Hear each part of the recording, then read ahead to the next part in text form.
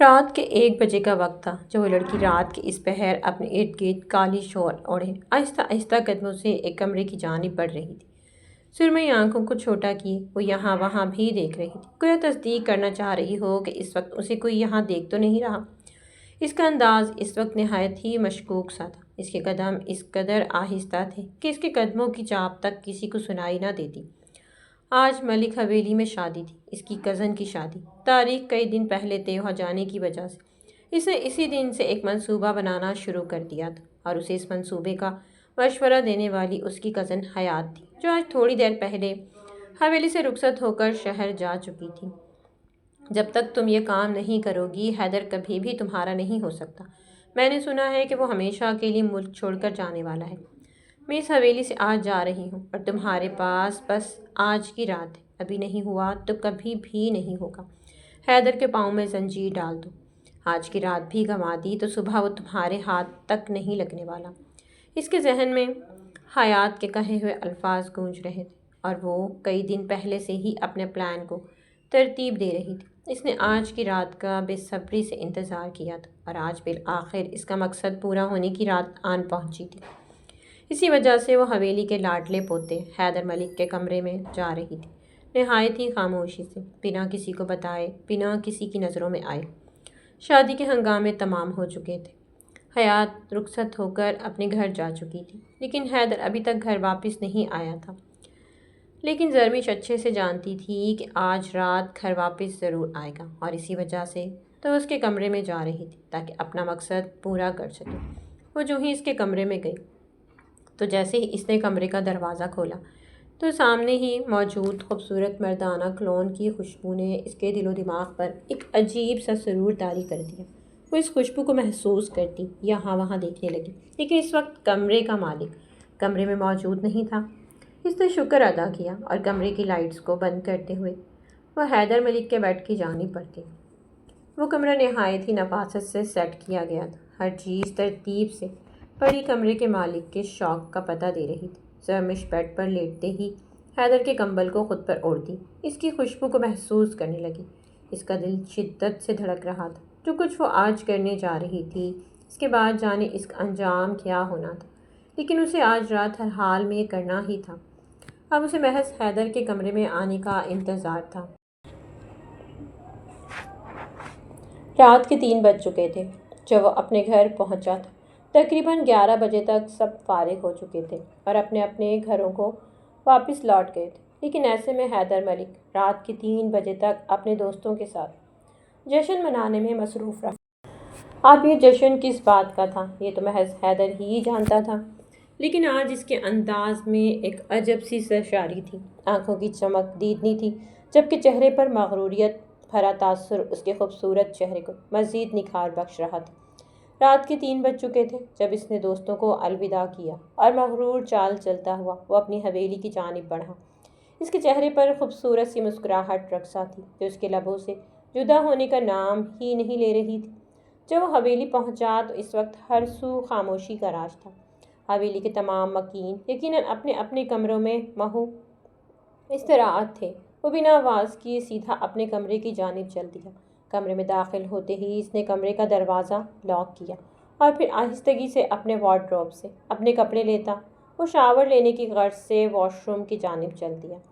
تقریباً 20 منٹ بعد جب وہ نکھرا نکھرا سا واپس آیا تو اس نے تولیے سے بال رگڑے اور اس نے اپنے خوبصورت کالے اور گھنے بالوں میں برش کیا۔ اس کی بھوری آنکھیں اس وقت چمک رہی تھیں، آنکھوں میں ایک الوہی سی چمک تھی۔ وہ دراز قد خوبصورت جسامت کا مالک وہ حیدر ملک تھا، جو پورے علاقے میں مغرور شہزادے کے حوالے سے جانا جاتا تھا۔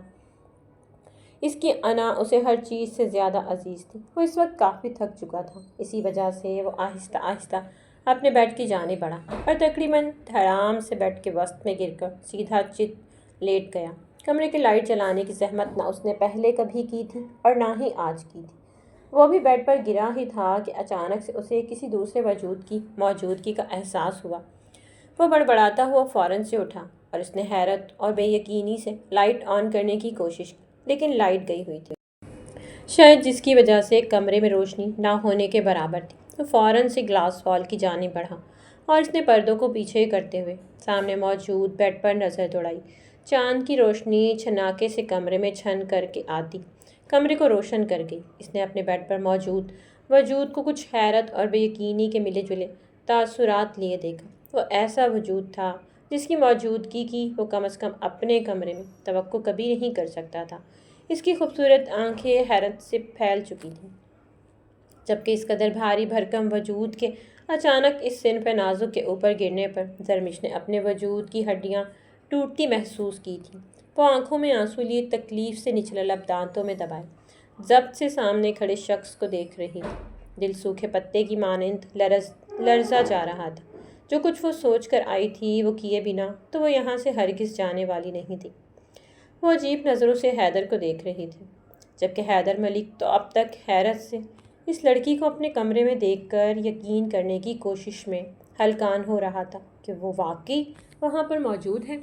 وہ اس کی موجودگی پر خود کو یقین نہیں دلا پا رہا تھا۔ ہوش کی دنیا میں لوٹتے ہی وہ ایک جھٹکے سے اس کے قریب آیا اور پھر سامنے بیٹھی زرمش کو بھی دونوں بازوؤں سے دبوچتے ہوئے اپنے روبرو کھڑا کر گیا۔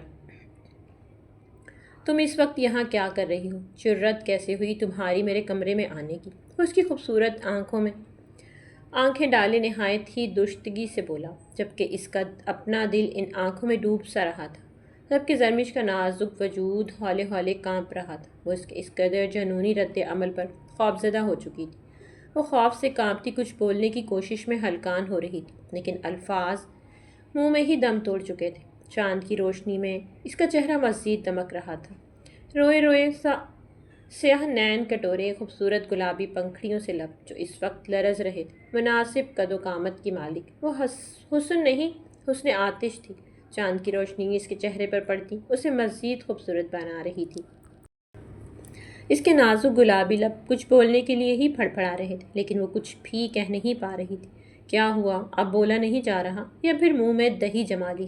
اس کے حسن میں کھوتا وہ اس سے بے ربط جملے بول رہا تھا۔ اس کی مسلسل خاموشی حیدر کو بے چین کر رہی تھی۔ اسی وجہ سے وہ اسے بولنے کے لیے اکسا رہا تھا۔ وہ اس کی خوبصورت آواز کو سننا چاہتا تھا۔ جب میرے کمرے میں آنے کی جرأت کر سکتی ہو تو پھر یہاں آنے کی وجہ بتانا تم پر لازم ہے۔ ابھی اور اسی وقت مجھے بتاؤ کہ تم یہاں میرے کمرے میں میرے بستر پر دبکی کیا کر رہی تھی؟ اسے مسلسل خاموش دیکھ کر وہ خود ہی جھنجھلائے ہوئے کانپتی ہوئی زرمش کو جھنجھوڑتے ہوئے غصے سے پوچھ رہا تھا۔ جب کچھ دیر تک زرمش کچھ نہ بولی تو حیدر ملک کی آنکھوں میں غصے کے ساتھ ساتھ عجیب سی چمک ابھرنے لگی۔ بولو، کیا کر رہی تھی تم یہاں؟ وہ ایک مرتبہ پھر سے چلایا تو زرمش نے فوراً سے جڑے لب کھولے۔ وہ لائٹ بند ہونے کی وجہ سے میں غلطی سے آپ کے کمرے میں آ گئی تھی۔ اس وقت زرمش کے منہ میں جو آیا اس نے کہہ دیا، جبکہ اس کی اس معصومیت پر حیدر ملک کی آنکھوں میں تحیر جبکہ لبوں پر استہزائیہ مسکراہٹ بکھر گئی۔ رات کے 3 بجے تم غلطی سے میرے کمرے میں آ گئی۔ چلو مان لیا کہ تم غلطی سے میرے کمرے میں آ گئی، لیکن کیا کمرے میں آنے کے بعد تمہیں اس کمرے میں موجود خوشبو سے اس بات کا احساس نہیں ہو سکا کہ یہ کسی مرد کا کمرہ ہے؟ یہ تمہارا کمرہ نہیں ہے۔ صرف اتنا ہی نہیں بلکہ تم میرے کمبل میں غلطی سے سو بھی گئی تھی۔ واہ زرمش واہ! وہ باقاعدہ تالی بجاتا طنزیہ لہجے میں بولا تو زرمش کو اپنا وجود زمین میں گڑھتا ہوا محسوس ہوا۔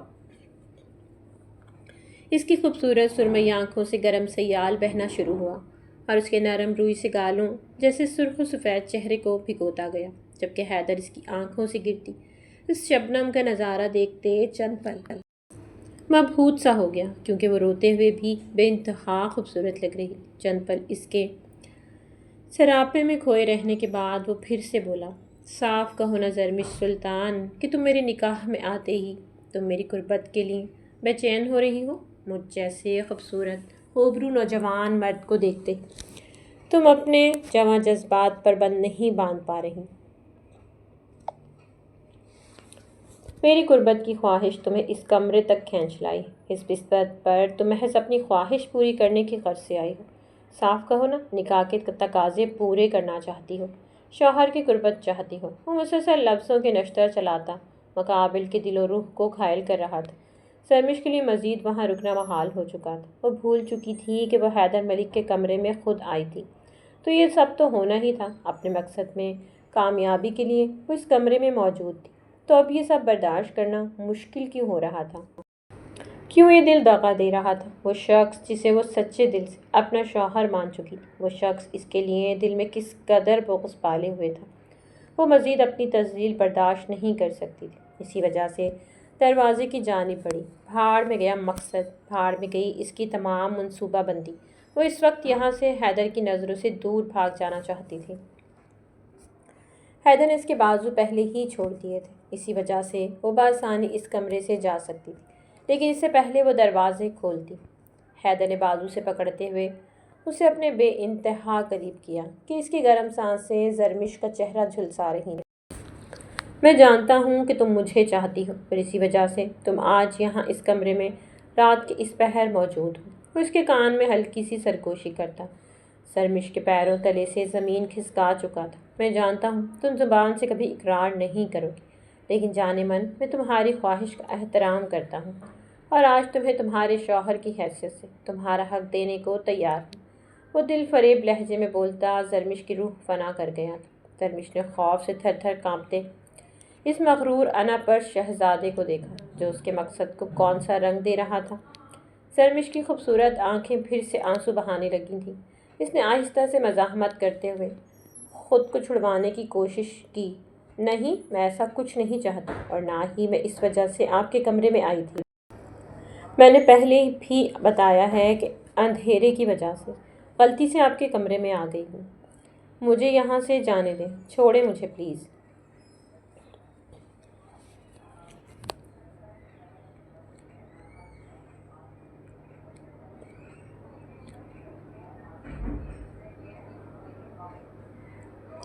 وہ سرد و سپاٹ لہجے میں کہتی، خود کو چھڑوانے کی کوشش کرنے لگی، لیکن یہ انکار حیدر کی انا کو ٹھیس پہنچا گیا۔ بھلا اس ایسے خوبصورت حسین مرد کو کوئی عورت کیسے انکار کر سکتی تھی؟ اب معاملہ حیدر کی انا کا تھا، اسی لیے اس نے زرمش کو اپنے روبرو کیا۔ کیا کہا تم نے؟ تم میری قربت حاصل کرنے نہیں آئی تھی؟ حیدر کی آنکھوں میں ایک الگ ہی آگ دکھائی دے رہی تھی، جس نے زرمش کی ریڑھ کی ہڈی میں سنسناہٹ پیدا کر دی۔ اس سے پہلے وہ دوبارہ انکار کرتی، حیدر نے اسے جکڑ لیا تھا۔ اب کچھ نہیں ہو سکتا تھا، کیونکہ زرمش نے خود بھیڑوں کے چھتے میں ہاتھ ڈالا تھا۔ وہ خود اس حیدر ملک نامی بلا کی چنگل میں پھنس چکی تھی۔ اب تو گویا چاہ کر بھی اس معصوم کو اس سے نہیں بچا سکتا تھا۔ اس کی خوبصورتی حیدر کو اپیل کر رہی تھی۔ حیدر ملک اس کی کھلی زلفوں سے اٹھتی بھینی بھینی خوشبو کو سانسوں میں بستا اس کو دیکھتے ہوئے بہکنے لگا۔ اس کے سامنے لڑکی تھی، لڑکی بھی وہ جو جائز اور حسین بھی۔ رخصتی کے بغیر وہ اپنے محرم کے ساتھ اپنا حلال رشتہ قائم کر چکی تھی، کیونکہ وہ اچھے سے جانتی تھی کہ یہی ایک طریقہ تھا جلد از جلد رخصتی کا۔ وہ اپنے اس عمل سے مطمئن تھی۔ صبح کی روشنی پردوں کو چیرتی ہوئی کمرے میں داخل ہوئی تو کمرے کے روشن ہو جانے پر اسے اس بات کا احساس ہوا کہ کافی صبح ہو چکی ہے۔ اگر اس وقت اسے اس کمرے میں کسی نے دیکھ لیا تو یہ سوچ آتے ہی وہ مزید پریشان ہو گئی، اور فوراً سے پہلے حیدر کو سوتا ہوا چھوڑ کر اپنے کمرے کی جانب چل دی۔ اپنے کمرے میں آتے ہی اس نے کمرے کا دروازہ لاک کیا اور بیڈ پر اوندھے منہ گرتی اپنے ماضی کی باتیں یاد کرنے لگی۔ یہ آپ کیا کہہ رہے ہیں دادا جان؟ میں اس لڑکی سے شادی کیسے کر سکتا ہوں؟ حیدر لاؤنج میں کھڑا نہایت ہی غصے سے داڑ رہا تھا۔ کیا مطلب ہے آپ کی بات کا حیدر؟ کیوں نہیں کر سکتے نکاح؟ گھر کی بچی ہے، آپ کی چچا زاد ہے، اور سب سے بڑی بات آپ کے مرحوم چچا کی خواہش تھی کہ زرمش ہمیشہ اسی گھر میں رہے۔ اسی لیے ہم نے بہت سوچ سمجھ کر یہ فیصلہ لیا ہے، آپ کو ہر حال میں نکاح کرنا ہوگا۔ دادا جان نے کتنا فیصلہ سنایا تو حیدر کو چاروں ناچار ماننا پڑا۔ ایسا نہیں تھا کہ وہ ان کے فیصلے سے اختلاف نہیں کر سکتا تھا، لیکن در حقیقت وہ اپنے مرحوم چچا سے بے انتہا محبت کرتا تھا۔ اسی وجہ سے اس نے اس نکاح کے لیے حامی بھر لی۔ سلطانہ بیگم جو اندر ہی اندر اس فیصلے سے کڑ رہی تھی، بظاہر وہ بالکل خاموش تھی، اور پھر 2 دن کے اندر اندر ہی زرمش اور حیدر کا نکاح ہو گیا۔ زرمش حویلی بھر میں سب کی لاڈلی تھی۔ دادا جان تو اس پر جان نچھاور کرتے تھے، جبکہ ملک ریاض حیدر کے بابا بھی اسے بیٹیوں سے زیادہ پیار کرتے تھے۔ زرمش نے ہمیشہ ہر کسی کی محبت سمیٹی تھی، لیکن ایک واحد حیدر تھا جو اسے کبھی بھی محبت سے نہ دیکھتا اور نہ ہی اس سے محبت کرتا تھا۔ دادا جان نے حیدر سے کہا کہ تم جاؤ اپنی منکوحہ سے کچھ دیر بات کر لو تاکہ تم دونوں ایک دوسرے کو سمجھ سکو۔ لیکن حیدر اندر سے تو بے حد مطمئن تھا اس نکاح پر، لیکن بظاہر انا کا مارا وہ منہ بناتا وہاں سے چلا گیا۔ نکاح کے اگلے روز ہی حیدر نے زرمش کو اپنے کمرے میں بلا لیا۔ وہ تذبذب کا شکار ہوتی اس کے کمرے کی جانب چلتی۔ جیسے ہی اس نے کمرے میں قدم رکھا تو وسیع و عریض کمرہ حیدر کے شوق و ذوق کی مثال پیش کر رہا تھا، جبکہ کمرے سے تیز کلون کی خوشبو عجب سا سحر طاری کر رہی تھی۔ زرمش نے حیدر کی جانب قدم بڑھائے۔ وہ اس وقت نہایت ہی خوبصورت گلابی رنگ کے جوڑے میں ملبوس تھی، سلیقے سے سر پر دوپٹہ اوڑھے وہ اس وقت بے تحاشا معصوم لگ رہی تھی کہ حیدر کی نظریں اس پر ٹک سی گئیں، جبکہ اس کی نظروں کا ارتکاز اپنے چہرے پر محسوس کرتے زرمش کے گال دہکنے لگے۔ اسے یوں شرماتا دیکھ حیدر نے فوراً سے نظروں کا زاویہ بدلا۔ مجھے بھوک لگی ہے اور ملازمہ کے ہاتھ کا کھانا مجھے پسند نہیں۔ ماما گھر پر نہیں ہے، اس لیے جاؤ اور جلدی سے میرے لیے اچھا سا ناشتہ بنا کر لاؤ۔ حیدر نے صوفے پر بیٹھتے ہوئے جیسے حکم صادر کیا تھا، جبکہ زرمش حونکوں کی طرح اس کا چہرہ دیکھنے لگی۔ لیکن مجھے تو کھانا بنانا نہیں آتا، زرمش نے پریشانی سے کہا، جبکہ اس کی بات سن کر حیدر کے ماتھے کی تیوریاں چڑھیں۔ کیا مطلب ہے تمہیں کھانا بنانا نہیں آتا؟ حیدر نے ذرا سخت لہجے میں پوچھا، حالانکہ وہ جانتا تھا وہ حویلی کی اکلوتی لاڈلی بیٹی ہے، اس نے آج تک کچن میں شاید ہی قدم رکھا ہو، لیکن وہ جان بوجھ کر بات کو طول دے رہا تھا۔ وجہ سے وہ خود بھی انجان تھا۔ میں نے آج تک کچن میں قدم نہیں رکھا، حویلی میں اتنے ملازم ہیں، اس لیے کبھی ضرورت ہی نہیں پڑی، نہ ہی کسی نے کبھی کوئی کام کہا ہے۔ کیا شان بے نیازی تھی! حیدر اش اش کر اٹھا۔ چائے بنانا تو آتی ہوگی، حیدر نے دل جلانے والے انداز میں کہا، جبکہ زرمش کا دل کیا اس شخص کا سر پھاڑ دے۔ ابھی تو اس نے بتایا تھا کہ وہ کبھی کچن میں گئی ہی نہیں۔ نہیں، مجھے کچھ بھی نہیں آتا، اس نے نہایت ہی رسانیت سے جواب دیا۔ تو حیدر دانت کھچکچا کر رہ گیا۔ ٹھیک ہے، چلو میرے ساتھ، میں تمہیں چائے بنانا سکھا دیتا ہوں، آئندہ سے تم خود میرے لیے چائے بناؤ گی۔ حیدر نے اسے اپنے پیچھے کچن کی جانب آنے کا کہا۔ زرمش بھی چپ چاپ اس کے پیچھے چل دی اور پھر حیدر نے اسے چائے بنانا سکھائی تھی، جو زرمش پہلی مرتبہ میں ہی سیکھ چکی تھی۔ حیدر اپنے آفس جا چکا تھا، جبکہ زرمش کو آج عجیب سی خوشی کا احساس ہو رہا تھا کہ کم از کم حیدر نے اسے خود سے بلایا تو صحیح۔ جبکہ حیدر اپنے آفس میں بیٹھا مسلسل زرمش کے بارے میں ہی سوچ رہا تھا۔ وہ پری چہرہ اس کی آنکھوں کے سامنے بار بار آتا اسے اس کے اصل کام سے بھٹکا رہا تھا۔ اسے اب بے صبری سے انتظار تھا کہ کب کام ختم ہو اور وہ آفس سے گھر واپس جائے۔ اسے واپس گھر آتے آتے رات کے 9 بج گئے تھے۔ وہ جیسے ہی حویلی آیا تو سب لوگ ابھی کھانے کی میز پر بیٹھے اس کا انتظار کر رہے تھے۔ وہ جلد ہی فریش ہو کر کھانے کی میز تک آیا۔ اس کی نظریں اس پری پیکر کی تلاش میں تھیں جسے وہ چاہ کر بھی پورا دن بھلا نہیں پایا تھا۔ اچانک ہی اس کی نظر دادا جان کی کرسی کے ساتھ تقریباً چپک کر بیٹھی زرمش پر پڑی تو اندر سے جل بھن گیا۔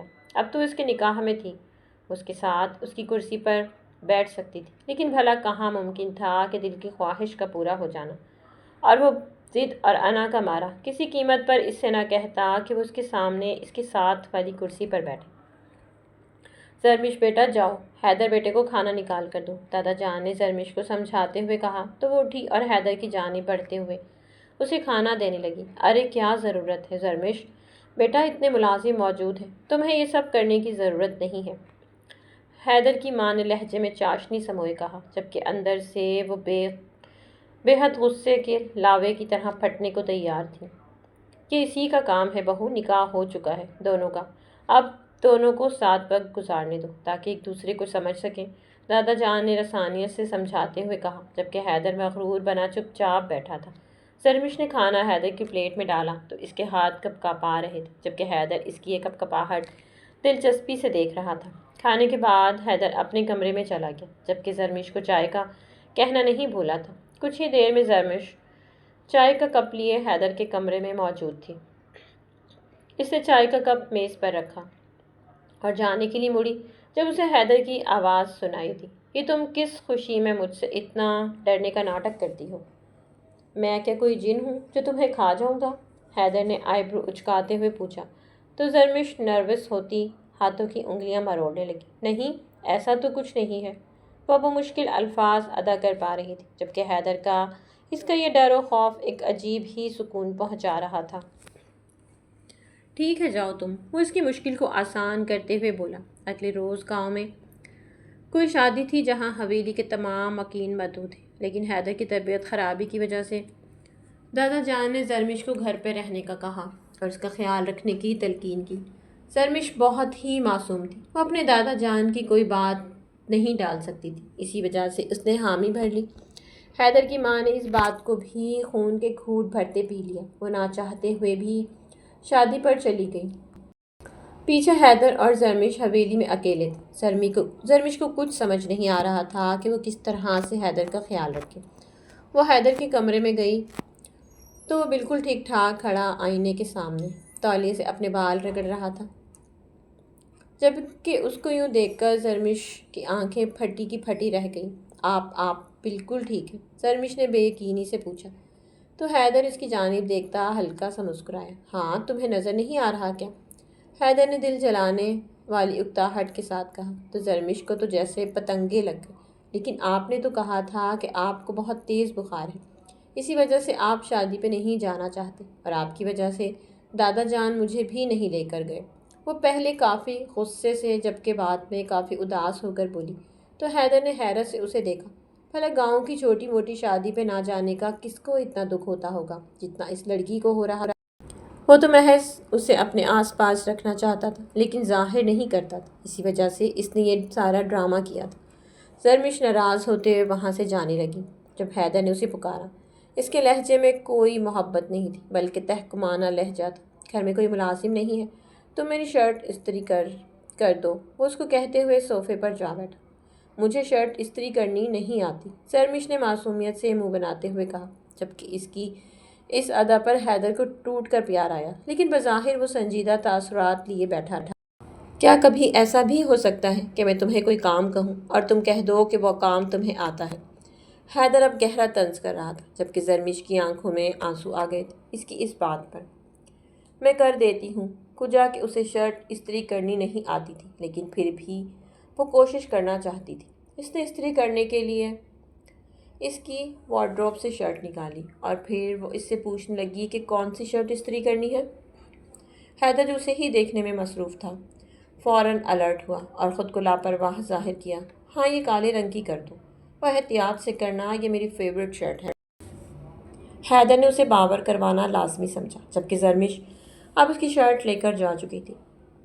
حیدر کمرے میں بیٹھا انتظار کر رہا تھا لیکن جب 20 منٹ گزر گئے تو حیدر کو حیرت ہونے لگی۔ 5 منٹ میں شرٹ استری ہو جاتی ہے، یہ لڑکی اتنا وقت کہاں لگا رہی ہے؟ حیدر خود سے سوچتے اٹھا اور اس کے پیچھے ہی چل پڑا۔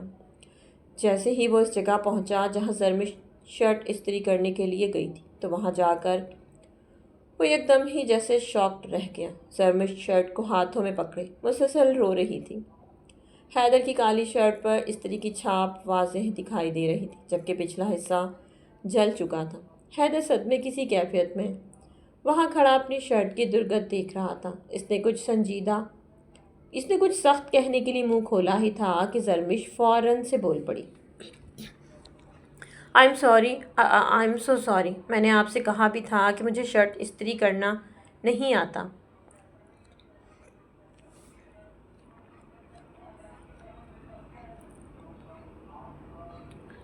لیکن آپ نے ضد کی تھی اور یہ جل گئی۔ اب وہ پھر سے رونے لگی تھی جبکہ اس کے محض ایک شرٹ کے جل جانے پر اتنا رونا حیدر کو حقیقتاً جھٹکا لگا گیا تھا۔ مطلب ایک شرٹ ہی تو تھی، اس کے لیے وہ کتنا رو رہی تھی۔ بساختہ حیدر کو اس پر ترس آیا تھا، یہ سب اس کی وجہ سے ہوا تھا۔ یہ تو شکر تھا کہ اس بے وقوف لڑکی نے اپنا ہاتھ نہیں جلا لیا تھا۔ حیدر نے اس سے شرٹ یہ کہتے ہوئے اسے ہلکا سا ڈپٹا اور رونے سے باز رہنے کو کہا اور پھر اپنی شرٹ لے کر وہاں سے چلا گیا۔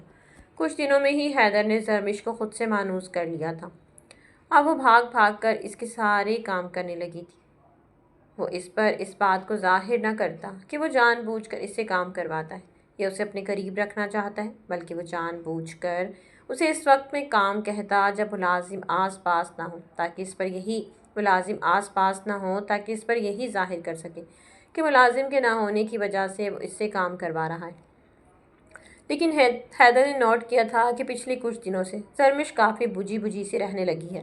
نہ صرف اتنا بلکہ وہ حیدر کا ہر کام خود کرنے لگی تھی۔ حیدر کے لیے یہ بات کافی حیران کن تھی، لیکن وہ وجہ سے پریشان بھی ہو چکا تھا۔ وہ اس سے اس کی پریشانی کی وجہ پوچھنا چاہتا، لیکن ہائے ری یہ قسمت، اس کی انا اس کے آڑے آ جاتی۔ حیدر اور زرمش کی کزن کی شادی تھی جو حویلی میں ہی منعقد کی گئی تھی۔ صرف 2 دن بچے تھے اور زرمش نے شادی کے حوالے سے کوئی شاپنگ نہیں کی تھی۔ دادا جان نے حیدر کو سختی سے تاکید کی تھی کہ وہ زرمش کو ساتھ لے جائے اور اسے شاپنگ کروا دے، جبکہ حیدر نے سعادت مندی سے ہاں کر دی تھی۔ جبکہ زرمش حیدر سے خوفزدہ ہونے کے ساتھ ساتھ بے تحاشا ناراض تھی، کیونکہ حیدر کے بارے میں جو بات اسے پتہ چلی تھی وہ کسی طور قابل قبول نہیں تھی۔ اگلے روز دادا جان نے دونوں کو شاپنگ پر بھیج دیا، لیکن زرمش نے حیدر سے کوئی بات نہ کی۔ وہ معصوم سی لڑکی جانے دل میں کیا کیا سوچ رہی تھی۔ حیدر خود اس سے کم ہی مخاطب ہوتا تھا، لیکن اکثر وہ خود اس سے کوئی نہ کوئی بات کا ذکر کرتی، باتوں میں مشغول ہو جاتی۔ کیا بات ہے، اتنی پریشان کیوں ہو؟ حیدر نے گاڑی ڈرائیو کرتے ہوئے زرمش سے پوچھا۔ جی آپ کون؟ زرمش نے قدرے حیرت اور بے یقینی سے پوچھا۔ حیدر کے ماتھے پر شکن پڑ گئی۔ کیا ہو گیا ہے تمہیں؟ یہ کس لہجے میں بات کر رہی ہو تم؟ حیدر کا لہجہ بھی تیز ہو گیا۔ مجھے آپ سے کوئی بات نہیں کرنی، راستہ دیجیے۔ حیدر گاڑی روک چکا تھا اور وہ لوگ ایک مال کے سامنے کھڑے تھے۔ ایسے کیسے راستہ دوں؟ بات تو تمہیں میری سننی ہی پڑے گی۔ حیدر کے لہجے میں سختی تھی جس پر زرمش گھبرا گئی، لیکن اس نے خود پر قابو پاتے ہوئے کہا، مجھے آپ کی کوئی بات نہیں سننی۔ حالانکہ اندر سے وہ بہت ڈر گئی تھی، کیونکہ حیدر کی شخصیت ہی کچھ ایسی تھی کہ اس کے رعب اور دبدبے سے بڑے بڑے گھبرا جاتے تھے، اور وہ تو پھر بھی معصوم سی لڑکی تھی، مگر اوپر سے وہی ظاہر کر رہی تھی کہ وہ بہت بہادر ہے۔ حیدر جس کی نظریں چھیل کی طرح تیز تھیں اور جس سے کوئی بھی بات چھپی نہیں رہ سکتی تھی، بھلا زرمش کی گھبراہٹ کیسے نہ بھانپ لیتا۔ اس نے اس معصوم سی لڑکی کو دیکھ کر اپنی مسکراہٹ دبائی اور دھیمے مگر باوقار انداز میں کہا، آرام سے گاڑی میں آ کر بیٹھو اور میری بات سنو۔ وہ خود سے اسے مخاطب ہو رہا تھا۔ یہ کوئی چھوٹی بات نہ تھی، لیکن اس وقت زرمش جس کشمکش کا شکار تھی، وہ چاہ کر بھی حیدر کی بات کو نہ سمجھ پائی۔ حیدر نے اسے شاپنگ کروائی، وہ بے دلی سے شاپنگ کر رہی تھی۔ اس دوران حیدر نے زرمش سے بات کرنے کی کوشش کی تو وہ اس کی بات کو نظر انداز کرتی فوراً سے حویلی پہنچنا چاہتی تھی۔ حیدر کے لیے اس کا یہ روپ اب تشویش کا باعث بن چکا تھا۔ حویلی آتے ہی وہ اپنے کمرے میں بند ہو گئی تھی، جبکہ حیدر بھی چپ چاپ اپنے کمرے میں چلا گیا۔ رات کو کھانے کے وقت سب لوگ ڈائننگ ٹیبل پر موجود تھے۔ جب حیدر نے ایک نظر سب کو دیکھا اور پھر اس نے گلا کھنکھارتے ہوئے دادا جان کو مخاطب کیا، دادا جان، میں یہاں پر اپنا بزنس اچھے سے سنبھال رہا ہوں، لیکن بزنس کو مزید آگے بڑھانے کے لیے مجھے امریکہ جانا ہے۔ میں آپ سے اجازت چاہتا ہوں۔ اگلے مہینے ہی میری فارن ڈیلیگیشنز کے ساتھ میٹنگ ہے اور اس کے بعد میں امریکہ میں بھی اپنی ایک برانچ کھولنا چاہتا ہوں۔ آپ مجھے اجازت دیں۔ حیدر نے تحمل سے ساری بات بیان کی، جبکہ زرمش نے چاولوں کا چمچ جو منہ میں ڈالا ہی تھا، یوں لگا جیسے اس کے گلے میں ہی کہیں اٹک گیا ہو۔ حیدر کی ماں تو دل ہی دل میں بے تحاشا خوش ہو چکی تھی، کیونکہ ان کا بیٹا اس لڑکی سے دور جا رہا تھا۔ دادا جان نے زرمش کی جانب دیکھا، جس کا چہرہ پھیکا پڑ چکا تھا، جبکہ وہ اپنے اس خودسر پوتے کو انکار بھی نہیں کر سکتے تھے، اسی وجہ سے رضامندی کا اظہار کر دیا۔ زرمش نے کھانا وہیں چھوڑا اور اٹھ کھڑی ہوئی۔ دادا جان کے ساتھ ساتھ سب نے اس کا یوں کھانا چھوڑ کر جانا محسوس کیا تھا، لیکن وہ اس وقت کسی کو کچھ بھی کہنے کی حالت میں نہیں تھی، اسی لیے معذرت کرتی وہاں سے چلی گئی۔ اس کے بعد 2 روز تک زرمش اور حیدر کا کوئی سامنا نہیں ہوا تھا، اور کل رات ہی زرمش نے اپنے منصوبے کے تحت حیدر کو اپنا بنا لیا تھا۔ اسے یقین تھا کہ اب حیدر اسے کبھی بھی چھوڑ کر نہیں جائے گا۔ لیکن یہ اس کی خام خیالی ہی تھی۔ حیدر صبح نکسک سا تیار ہو کر گھر سے نکلا تھا۔ اب رات کے 12 بج رہے تھے، ابھی تک گھر واپس نہیں آیا تھا۔ سرمش کو رہ رہ کر خیال آ رہا تھا کہ وہ اسے چھوڑ کر جا چکا ہے۔ اسے اس کی وہ مغرور مسکراہٹ یاد آئی تو اسے اپنا وجود آگ کی لپیٹ میں محسوس ہوا۔ تو کیا وہ اس کا فائدہ اٹھا کر اسے چھوڑ کر جا چکا تھا؟ یہ سوچ آتے ہی وہ پھوٹ پھوٹ کر رونے لگی اور پھر روتے روتے جانے کب نیند کی وادیوں میں اتر گئی۔ اس کی آنکھ الارم کی آواز سے کھلی تھی۔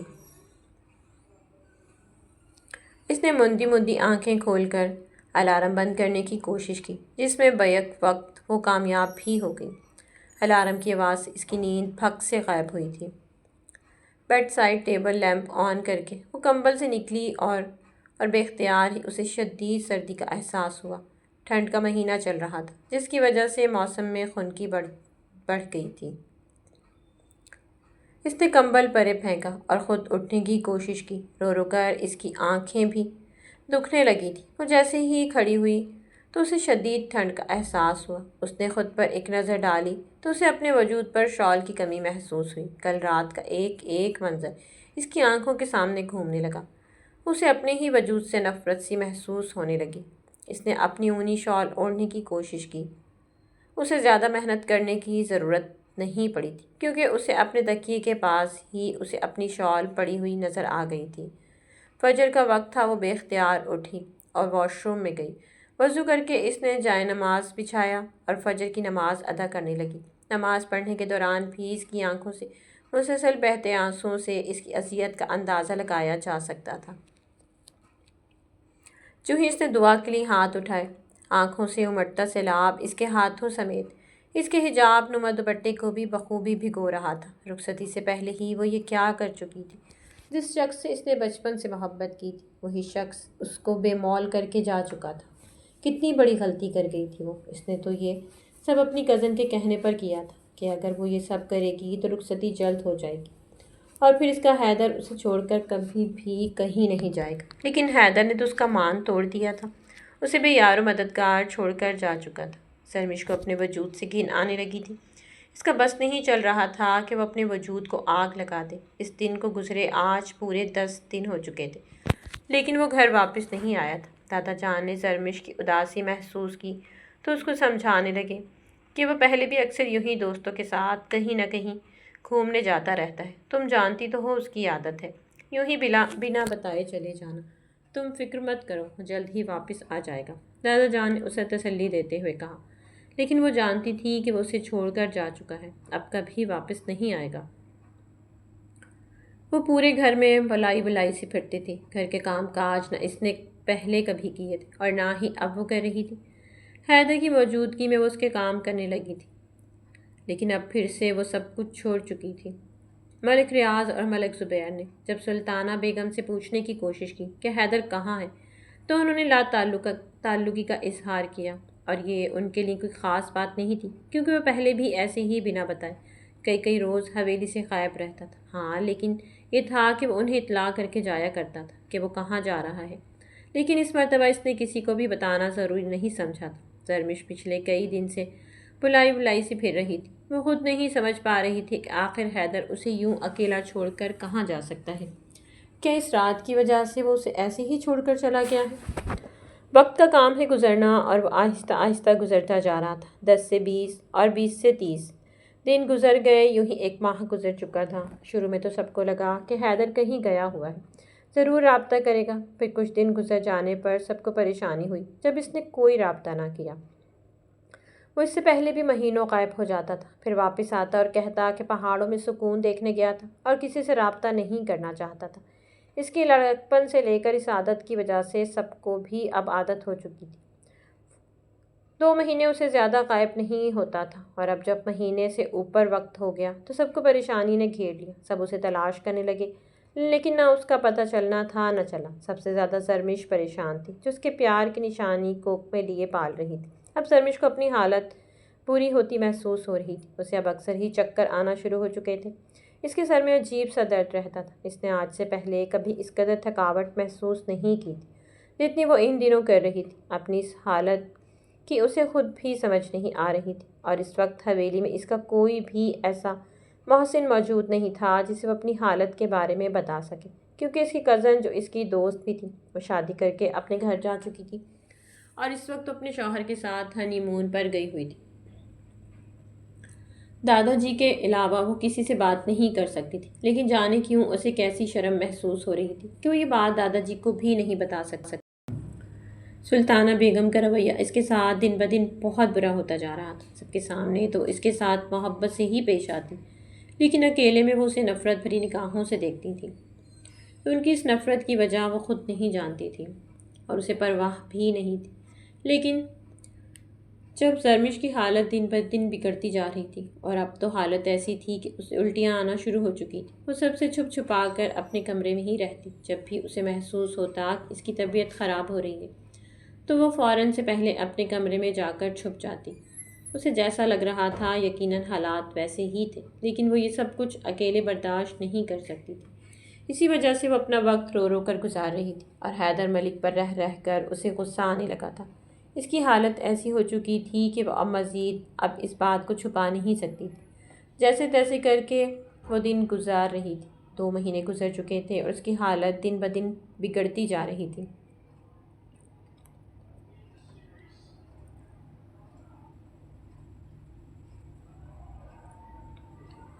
اسے میڈیکل کیئر کی ضرورت تھی، لیکن وہ بتاتی بھی تو کیسے؟ جسے بتانا چاہتی تھی وہ اسے بے یار و مددگار چھوڑ کر پتہ نہیں کہاں غائب ہو گیا تھا۔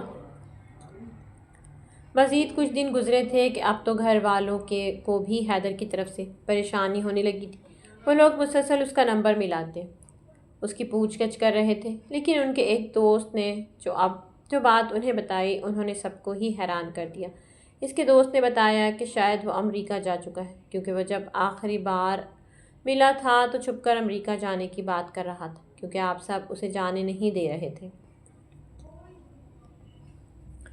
جبکہ یہ خبر سن کر جہاں حیدر کی ماں خوش ہوئی تھی، وہیں زرمش کو لگا کہ پورا آسمان اس کے سر پر آن گرا ہو، اس کے پیروں تلے سے کسی نے زمین کو بے دردی سے کھینچ لیا ہو۔ وہ یقین نہیں کر پا رہی تھی حیدر اسے چھوڑ کر جا چکا ہے، محض ایک رات کی وجہ سے۔ یہ خبر سنتے ہی اس کا سر گھوما اور شوق کی وجہ سے وہ اپنے حواس بحال نہ رکھ پائی اور وہیں لاؤنج کی ٹائلوں پر چکنے فرش پر جا گری، جبکہ اس کے یوں اچانک بے ہوش ہو جانے پر اب سب ہی بوکھلا گئے۔ دادا جان نے فوراً سے ڈاکٹر کو بلانے کا کہا۔ کچھ ہی دیر میں ڈاکٹر وہاں پر پہنچ چکی تھی۔ یہ ان کی فیملی ڈاکٹر تھی جس نے زرمش کا چیک اپ کیا، لیکن چیک اپ کرنے کے بعد جو بات انہیں پتہ چلی، اس بات نے حویلی والوں پر جیسے آسمان گرا دیا تھا، کیونکہ ملک ریاض اور دادا جان بھی اس وقت وہاں پر موجود تھے۔ ڈاکٹر کے منہ سے نکلنے والے الفاظ سن کر سب لوگ اپنی اپنی جگہ پر دنگ رہ گئے۔ انہوں نے حیرت اور بے یقینی سے سامنے بے ہوش پڑی زرمش کو دیکھا، جبکہ دادا جان کا ہاتھ سیدھا دل پر گیا تھا۔ وہ اس بات پر یقین نہیں کر پا رہے تھے کہ ان کی معصوم سی زرمش ایسا بھی کچھ کر سکتی ہے، جبکہ سلطانہ بیگم ہوش میں آتے ہی چیخنا چلانا شروع ہو چکی تھی۔ انہوں نے اس پر بے تحاشا تہمتیں لگائیں، اسے بے تحاشا بدنام کرنا چاہا۔ ملازموں کی موجودگی میں ملک ریاض نے سلطانہ بیگم کی زبان کو قابو کرنے کی کوشش کی، لیکن وہ اس وقت آپے سے باہر ہو چکی تھی۔ جو بھی تھا وہ ان کے بیٹے کی منکوہہ تھی۔ ایسا کیسے ہو سکتا تھا کہ وہ کسی اور کے بچے کی ماں بن جاتی، کیونکہ ان کا بیٹا تو 2 مہینوں سے گھر ہی نہیں آیا تھا، تو ایسا کیسے ممکن تھا؟ سب لوگ زرمش کے ہوش کے آنے کا انتظار کر رہے تھے۔ تقریباً آدھے گھنٹے کے صبر آزما وقت کے بعد زرمش کو ہوش آیا تھا اور اس نے اپنا سر چکراتے ہوئے پایا۔ جیسے ہی اس نے اپنی آنکھیں کھولیں تو اپنے ارد گرد تمام حویلی والوں کو موجود دیکھ کر اسے کسی انہونی کا احساس ہوا۔ اس نے اٹھنے کی کوشش کی، لیکن ایک مرتبہ پھر سے سر چکرا گیا، جس کی وجہ سے اس کا سر خود بخود بیڈ پر موجود تکیے پر جا گرا۔ اس نے بے ساختہ اپنے سر کو تھاما، جبکہ سلطانہ بیگم جو کب سے خاموش کھڑی تھی فوراً اس کی طرف لپکیں اور اسے سیدھا بٹھاتے ہوئے ایک زوردار تھپڑ اس کے چہرے پر رسید کیا، جبکہ زرمش بھی یقینی سے اپنے چہرے پر ہاتھ رکھے اپنی تائی کو دیکھ رہی تھی۔ یہ اس کی زندگی میں پڑنے والا پہلا تھپڑ تھا۔ آج سے پہلے کسی نے اسے ہاتھ لگانا تو دور اف تک نہیں کہا تھا، اور آج وہ کس دوراہے پر آن کھڑی ہوئی تھی۔ سچ سچ بتا، کس کا گناہ ہے یہ؟ کس کے ساتھ منہ کالا کر کے بیٹھی ہے؟ ہم نے تجھے اس حویلی میں رکھا، ہر قسم کی عیش و عشرت سے نوازا، دادا جان نے تجھے سر آنکھوں پر بٹھایا، میرا شوہر تو نے مجھ سے چھین لیا، میرے بیٹے کو مجھ سے دور کر دیا، وہ تیری وجہ سے اس حویلی سے دور بھاگتا ہے، تجھے کسی کی عزت کا خیال نہ آیا، تو نے کسی کے بارے میں نہ سوچا، میرے بیٹے کا حق کسی اور کو دے آئی ہے، بول کس کا گناہ ہے، یہ بول کس کے ساتھ راتیں رنگین کرتی رہی ہے، بول ورنہ آج میں تیرا قتل کر دوں گی۔ سلطانہ بیگم آپے سے باہر ہوتی، مسلسل جھنجھوڑتی چیخ رہی تھی، جبکہ باقی سب خاموش تماشائی بنے کھڑے تھے۔ چاچی میں نے کوئی گناہ نہیں کیا، یہ بچہ حیدر کا ہے، لرزتی ہوئی آواز میں اس نے بتایا۔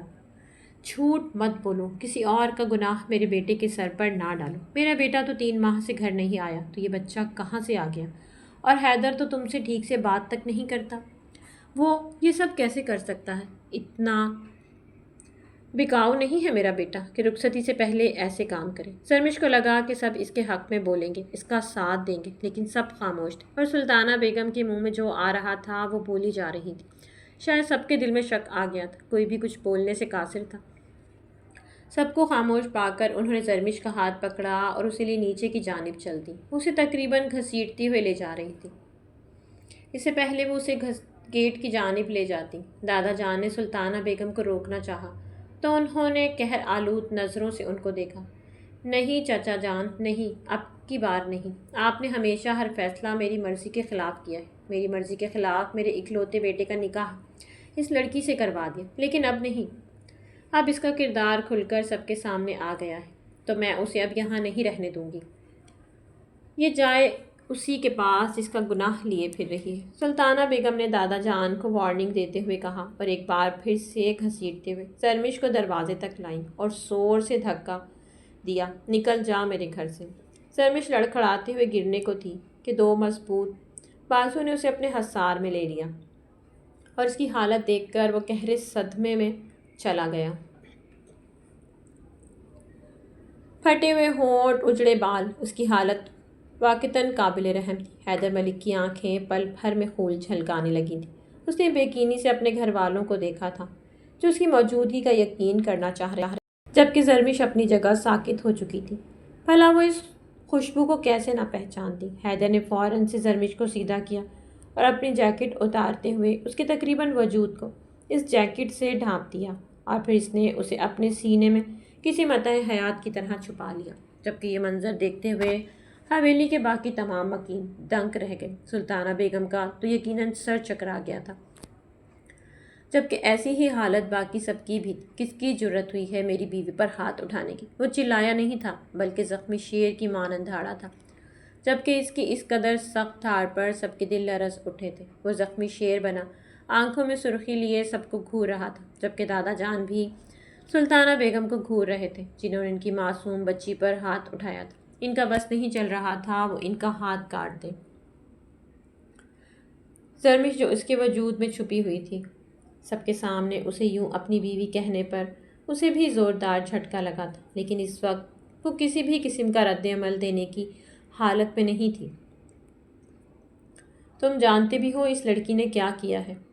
سلطانہ بیگم نے دکھی لہجے میں چلا کر کہا، میں سب جانتا ہوں، اور بہت ہی اچھے طریقے سے جانتا ہوں کہ یہاں پر کون کیا کر رہا ہے۔ حیدر بھی غصے سے بولا، اچھا، اگر تم سب جانتے ہو تو کیا تم یہ جانتے ہو کہ جس لڑکی کو تم اتنے حق سے اپنے وجود میں چھپائے کھڑے ہو، وہ اپنے وجود میں کسی اور کا حصہ لیے بیٹھی ہے؟ یہ بات سن کر حیدر نے شوق کے عالم میں زرمش کو دیکھا۔ وہ اپنی ماں کی بات کا مطلب بہت اچھے طریقے سے سمجھ چکا تھا۔ اس نے بے یقینی سے زرمش کو اپنے سامنے کرتے ہوئے دیکھا اور اس سے آنکھوں ہی آنکھوں میں اشارہ کیا، جبکہ زرمش محض آنکھیں جھپکاتی روتے ہوئے پھر سے اس کے چوڑے سینے کا حصہ بنی۔ حیدر نے ایک مرتبہ پھر سے اپنی بیوی کو اپنے حصار میں لیتے ہوئے خود میں بھینچ دیا، جبکہ یہ سب دیکھتے ہوئے سلطانہ بیگم اور ملک ریاض سمیت سب حیران رہ گئے کہ اتنی بڑی بات پتہ چلنے کے باوجود وہ کیسے اسے اپنے حصار میں لیے کھڑا تھا۔ تم بہرے ہو گئے ہو، یا اس لڑکی نے آتے ہی تم پر کوئی جادو کر دیا ہے؟ تم نے سنا نہیں کہ میں نے کیا کہا؟ یہ کسی کا گند اپنے وجود میں لیے پھر رہی ہے، جبکہ اپنی ہی جائز اولاد کو اپنے برے القابات سے نوازے جانے کے بعد حیدر ملک کو صحیح معنوں میں لگ رہا تھا کہ زمین میں گڑنا کسے کہتے ہیں۔ اسے اب سمجھ آ رہی تھی کہ اس کی بیوی نے اس کے بغیر یہ چند ماہ کس طرح گزارے ہوں گے۔ وہ شدت گریہ سے گرجتا ہوا آگے کی جانب بڑھا۔ یہ میرے نکاح میں ہے، میری بیوی ہے، میری عزت ہے، اس کے وجود میں موجود بچہ میرا ہے، یہ میری آپ کے بیٹے کی جائز اولاد ہے۔ وہ شدت گریہ سے چلایا تھا اور یہ ہوا زوردار دھماکہ جس نے سب کے سروں پر بم پھوڑ دیا۔ سب کی نظریں بے یقینی سے اس کی جانب اٹھیں، جبکہ زرمش نے زور سے آنکھیں میچتے ہوئے اس خوبرو شہزادے کو دیکھا تھا جو اس وقت آتش فشاں بنا بس پھٹنے کو تیار تھا۔ میری عزت پر ہاتھ ڈالنے والوں کے ہاتھ کاٹ دیتا ہوں میں۔ اور اپنے دادا جان کی طرف دیکھتا شدید طیش کے عالم میں دھاڑا تو وہاں موجود سب لوگ حیران رہ گئے۔ وہ سب یہ سوچ بھی نہیں سکتے تھے کہ وہ ایسا بھی کچھ کر سکتا تھا۔ وہاں کھڑی وہ بے یقینی کے عالم میں حیدر ملک کو دیکھ رہی تھی، جبکہ حیدر نے ایک مرتبہ پھر سے اسے اپنے حصار میں لیا تھا، پورے حق سے، سب کے سامنے، جبکہ وہاں موجود ہر شخص خاموش تماشائی بنا یہ سب دیکھ رہا تھا۔ در حقیقت ان کے نکاح کے بارے میں وہاں موجود ہر شخص جانتا تھا، لیکن چونکہ رخصتی نہیں ہوئی تھی تو کوئی نہیں جانتا تھا کہ حیدر ملک رخصتی سے پہلے ہی اپنا حق لے چکا ہے۔ وہاں پر موجود سب لوگوں کو جیسے سانپ سونگھ چکا تھا، جبکہ حیدر نہایت ہی افسردگی سے زرمش کو دیکھ رہا تھا۔ اس سے پہلے وہ اسے لے کر کمرے کی جانب جاتا، دادا جان کی گرجدار آواز پر اسے رکنا پڑا۔ رخصتی سے پہلے یہ سب کرتے ہوئے تمہیں شرم نہیں آئی تھی جو منکوحہ کو بیوی کا درجہ دے کر تم اسے تنہا چھوڑ کر چلے گئے؟ دادا جان نے خراتے ہوئے کہا تو حیدر نے بے بسی سے دادا جان کو دیکھا۔ میں چھوڑ کر نہیں گیا تھا دادا جان، جس دن میں صبح گھر سے نکلا تھا اسی روز بہروز خان نے مجھے اغوا کر لیا تھا۔ حیدر کی بات پر سب کو جھٹکا لگا تھا۔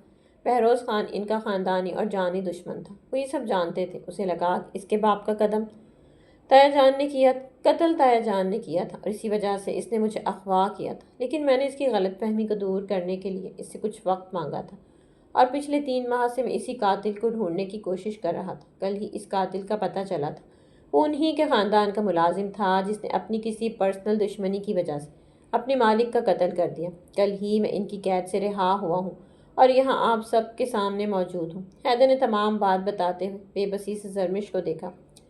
اس سب میں سب سے زیادہ نقصان تو اس معصوم کا ہوا تھا جس نے جانے کتنی تکالیف برداشت کی تھی۔ پہلے تو میں اکیلے امریکہ جانا چاہتا تھا، لیکن اب میں اپنی بیوی کو بھی ساتھ لے کر جاؤں گا۔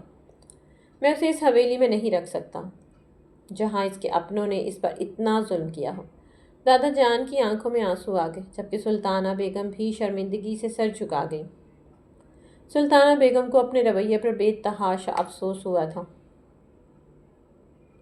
اس سے پہلے حیدر زرمش کو لے کے جاتا، سلطانہ بیگم نے ندامت سے زرمش سے معافی مانگی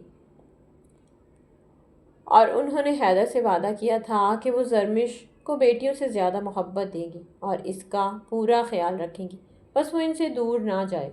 ملک ریاض اور دادا جان نے بھی جیسے التجا کی تھی، اور پھر جب زرمش سے پوچھا گیا تو وہ خود بھی اس حویلی سے دور نہیں جانا چاہتی تھی۔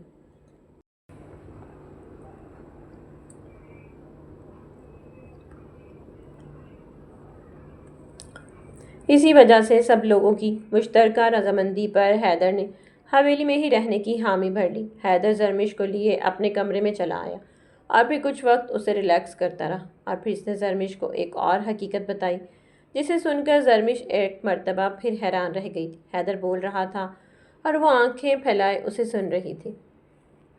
اس رات تم خود میرے کمرے میں نہیں آئی تھی، بلکہ میں نے ہی حیات کو کہا تھا کہ وہ تمہارے ذہن میں یہ تمام باتیں ڈال دے۔ میرے ہی کہنے پر حیات نے تمہیں مشورہ دیا تھا۔ میں خود سے کبھی بھی تم سے اعتراف نہ کرتا، لیکن تم سے دور بھی نہیں جانا چاہتا تھا۔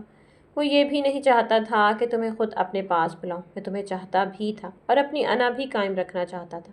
اسی وجہ سے میں نے ہی اس رات تمہیں اپنے کمرے میں بلایا تھا اور تم مجھے کھونے کے ڈر سے آ بھی گئی۔